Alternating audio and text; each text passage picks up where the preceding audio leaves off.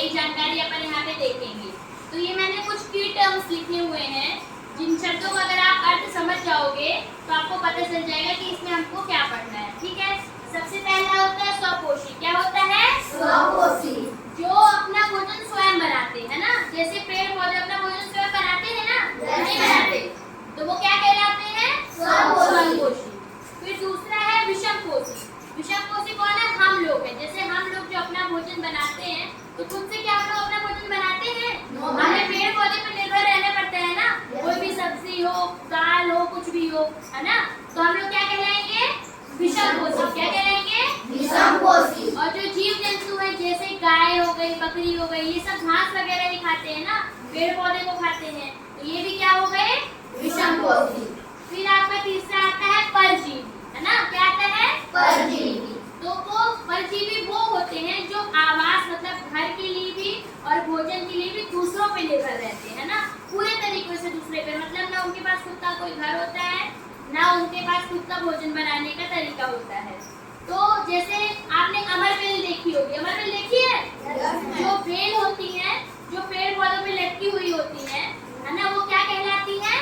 परजीवी। क्या कहलाती है? परजीवी। क्योंकि वो लटके, वो उनके पास ना रहने की जगह है, वो खुद उन पर लटकी हुई रहती हैं और भोजन भी उसी पेड़ से प्राप्त करती है, तो वो क्या कहलाती है?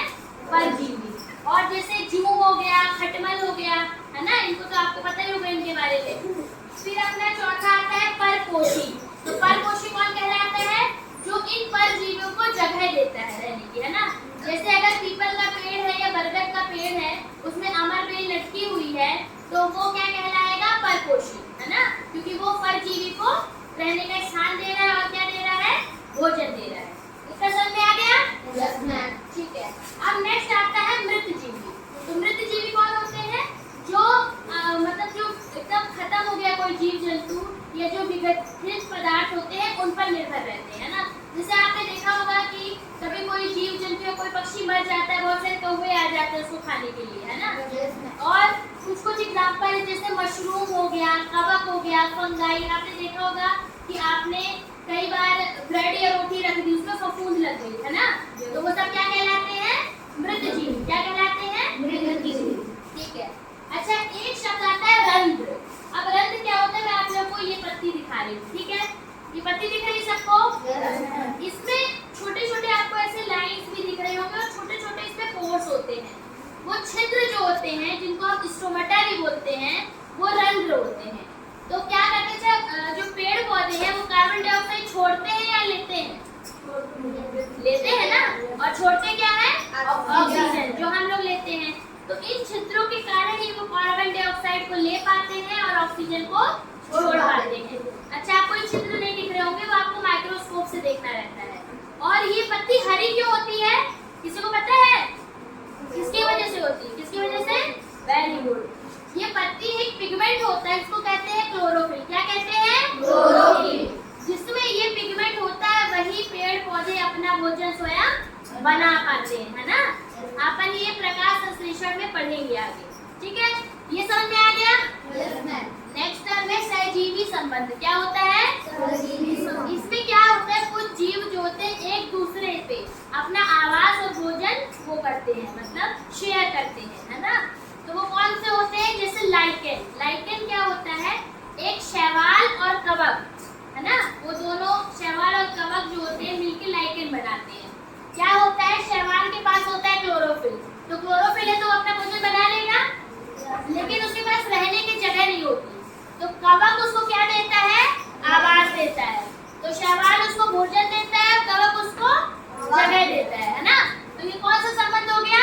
सहजीवी संबंध। जैसे आपका कोई दोस्त है तो आप बोलते हो ना कि यार तुम मुझे पेंसिल दे दो, मैं तुमको रबड़ दे दूंगा, तो आपस में हो जाता है ना म्यूचुअल अंडरस्टैंडिंग, तो उसको क्या बोलते हैं? सहजीवी संबंध। अच्छा, क्लोरोफिल तो आपको मैंने बता ही दिया कि जो इसमें पत्तियों में प्रेजेंट होते हैं वो क्या कहलाते हैं? क्लोरोफिल। अच्छा, एक होता है राइजोबियम। क्या होता है? राइजोबियम। देखो, कुछ पेड़ पौधे जो होते हैं, जो हमारे हवा वायु मतलब वायु और वातावरण में जो नाइट्रोजन अवेलेबल होती है उसको डायरेक्ट नहीं अवशोषित कर सकते, है ना। तो ये राइजोबियम एक जीवाणु होता है जो क्या करता है? नाइट्रोजन को विलय पदार्थों में, मतलब छोटे छोटे पदार्थों ले लेते हैं, है ना। तो और ये राइजोबियम जीवाणु कहाँ पाए जाते हैं? चना, मटर और ये सब के जड़ों में, है ना। अब वो आपको दिखने में नहीं मिलेंगे, लेकिन वो ये करते हैं। और प्रकाश संश्लेषण प्रक्रिया तो आपको पता ही है, क्या होता है प्रकाश संश्लेषण में? पौधे अपना भोजन बनाते हैं। क्या बनाते हैं? भोजन बनाते हैं। तो वो आपको मैंने बताया था एक बार कि प्रकाश संश्लेषण प्रक्रिया जो होती है C6H12O6, है ना, ये बनता है। पहले क्या होता है? CO2 आता है, कार्बन डाइऑक्साइड उसके साथ जल, तो क्या बनता है? ये कार्बोहाइड्रेट C6H12O6 और ऑक्सीजन क्या है? निकालता है। ये समझ में आया? कार्बन डाइऑक्साइड लेते हैं पेड़ और जल लेते हैं, और क्लोरोफिल की मदद से और सूर्य की किरण से, है ना, वो क्या बनाते हैं? कार्बोहाइड्रेट, और हमें ऑक्सीजन देते हैं। तो ये क्या होता है? प्रकाश संश्लेषण। और कैसे, ये बताओ, अगर क्लोरोफिल नहीं होगा तो क्या प्रकाश संश्लेषण हो पाएगा? तो ये आपको पता चल गया कि पत्तियां ये भोजन बनाने में मदद करती हैं, है ना। चलो ये सब समझ में आ गया।